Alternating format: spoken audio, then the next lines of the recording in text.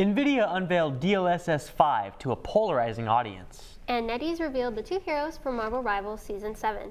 The Denton download starts now.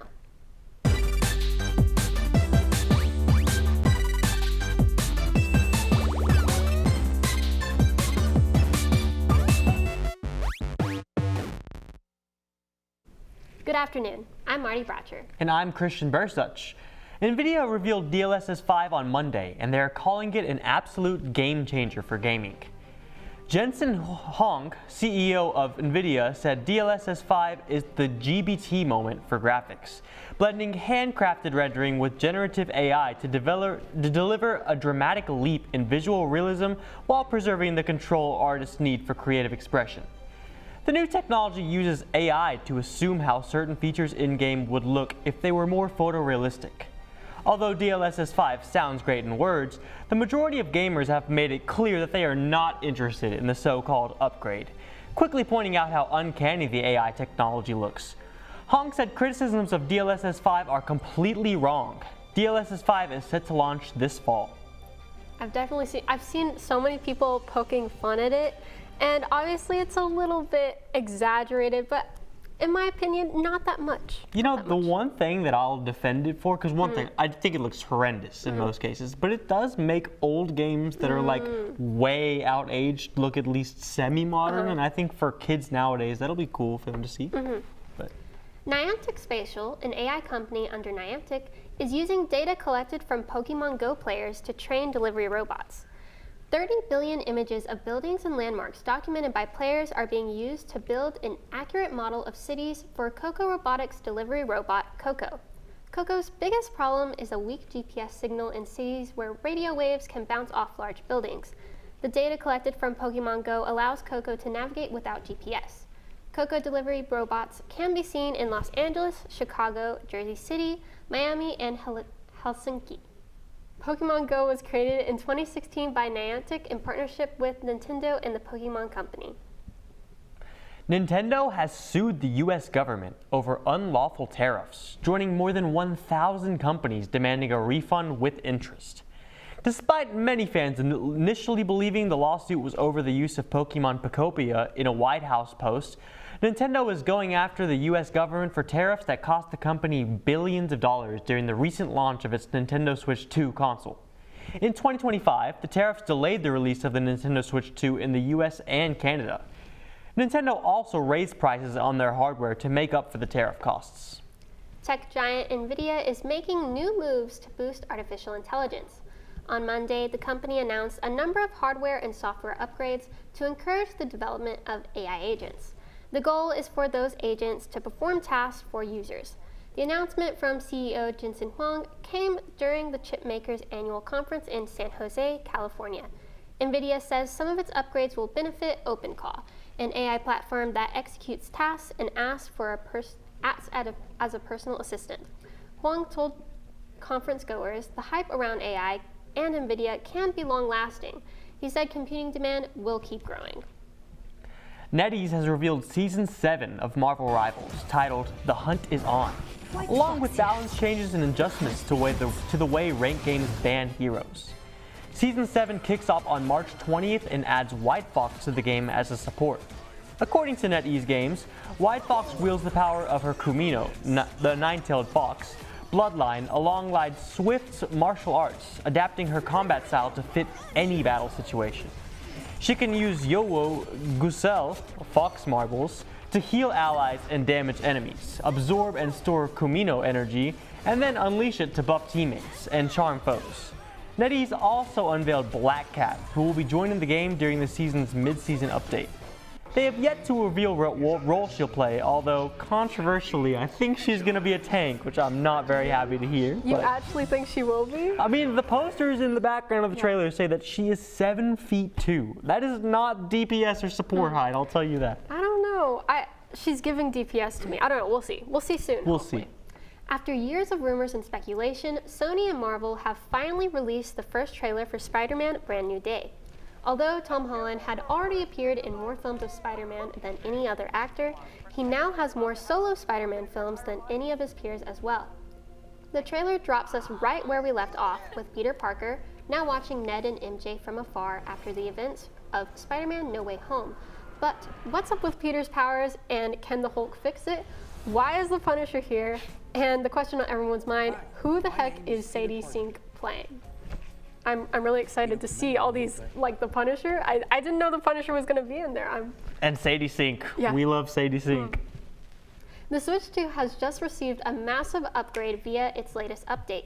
Nintendo's newest software upgrade, 22.0.0, has added a new feature called Handheld Mode Boost. This setting, which users can find under Nintendo Switch software handling in the system menu, makes the Switch 2's handheld mode replicate the Switch 1's docked mode when running compatible Switch 1 games. While the Switch 2 has a 1080p built-in display, Switch 1 games have run at 720p when playing in handheld mode because the original Switch only had a 720p screen. Handheld Mode Boost overrides this legacy setting to bring Switch 1 games up to 1080p while in handheld mode, drawing the improved power of the Switch 2 over its predecessor. Update 22.0.0 brings with it several other improvements to the Switch 2's accessibility in online play. Users can now save notes about others on their friend list, it's now easier to invite others to game chat sessions, and there's now more language and text-to-speech support. Yeah, I mean, that's a great feature for the Switch 2. The Switch 1 was a very behind its time in terms of power. So, but the one thing I've noticed is I was using it on my Switch 2, and you can't use the touch screen when it's acting like the dock mode, like when you're using the handheld boost. So that's not convenient. But good news if you do have a Switch 2. 21 years after its release, fans can now play Pokemon XD Gale of Darkness on modern hardware. Nintendo finally added the game to the GameCube app available to Nintendo Switch Online subscribers playing on the Nintendo Switch 2. XD Gale of Darkness is a part of the Pokemon Colosseum series, a spin-off released on the GameCube. While it's great to replay the game, fans will still have to wait for the prequel, Pokemon Colosseum, to come to NSO at a later date, though it has been confirmed. Fans may also be disappointed to hear that Pokemon obtained in Gale of Darkness will not be transferable to Pokemon Home, keeping the much-coveted Shadow Lugia basically unobtainable unless you have an original GameCube.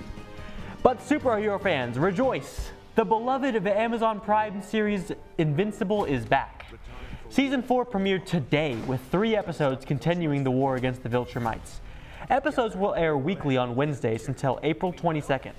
Although Season 4 ends April 22nd, Invincible fans will still be entertained by the fighting game Invincible Versus, a game similar to Dragon Ball FighterZ releasing on April 30th.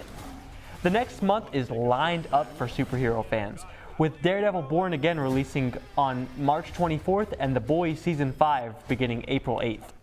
Bandai Namco teased the announcement of a new RPG earlier this month, and we now know that the title arrives this July and is tied to the popular Sword Art Online franchise, with the reveal of Echoes of Aincrad. The game unfolds in the floating castle of Aincrad, with players controlling a customizable hero who is one of many souls trapped in the world, similar to the anime franchise it is a part of. The game's synopsis reads, "Among thousands of trapped souls, your journey is yours alone.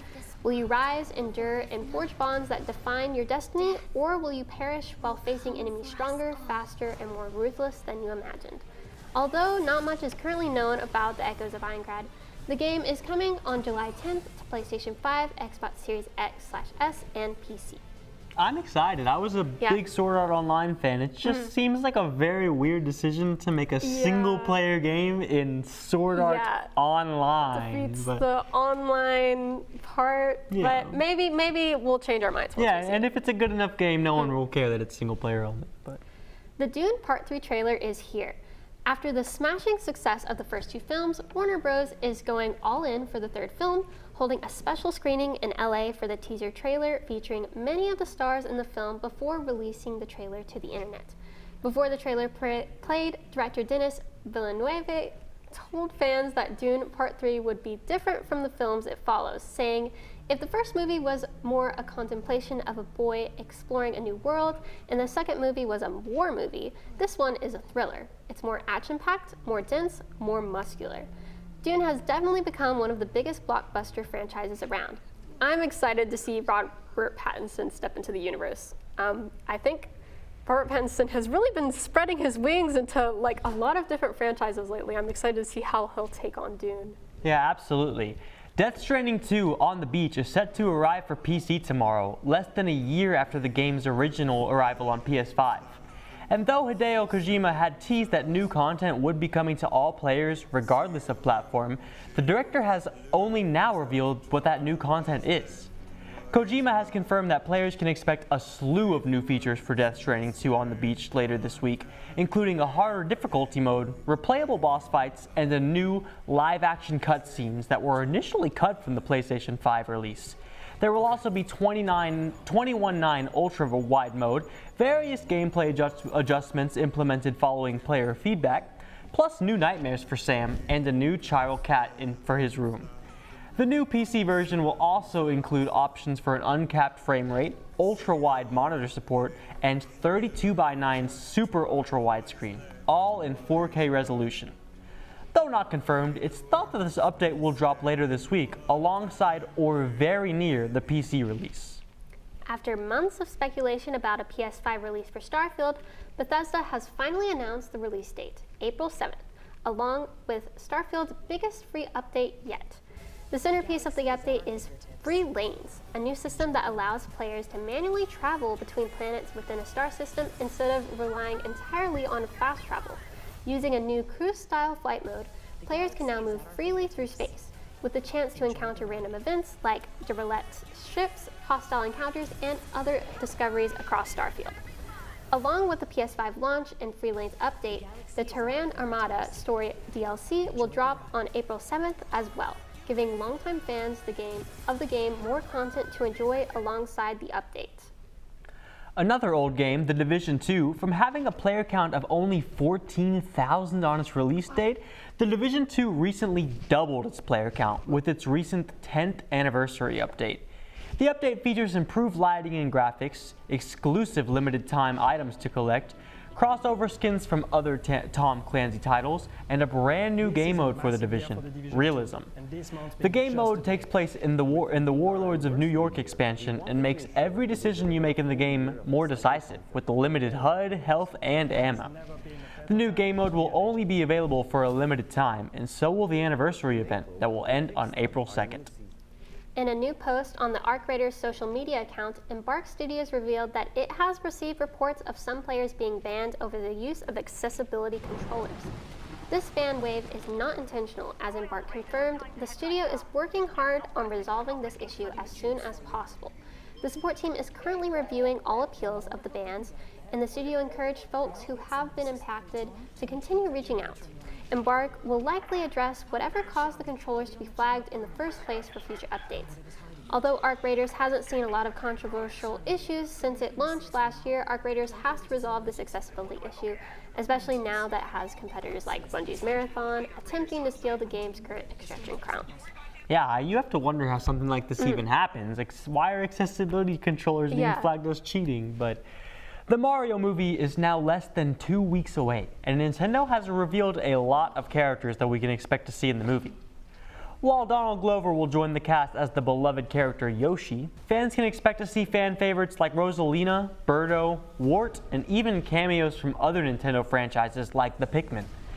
After the success of the first movie, we expect the Super Mario Galaxy movie to be one of the highest grossing films of the year. I'm just excited to see Rosalina in live action. Mario Galaxy was my childhood. Yes, I remember whenever I had Rosalina in my Mario Kart game on the Wii, and then I accidentally somehow deleted her, and I was so sad about it. You lost Rosalina? Yes. So I'm excited to see her in this movie. Microsoft has announced a second wave of games coming to Game Pass this month. The newly announced Wave 2 roadmap for March consists of 6 new titles and 2 expanded releases for the premium tier, with Microsoft also confirming several more arrivals for April 2026. The brand new games begin with Disco Elysium on March 19th and Like a Dragon Infinite Wealth on March 24th, followed by Absalom and Nova Roma on March 25th and 26th, respectively. The Long Dark is then scheduled to arrive on March 30th, a day before Resident Evil 7 Biohazard does the same. That's all for this week. I'm Christian Bursuch. And I'm Marty Bratcher. The Denton Download will be back next Wednesday.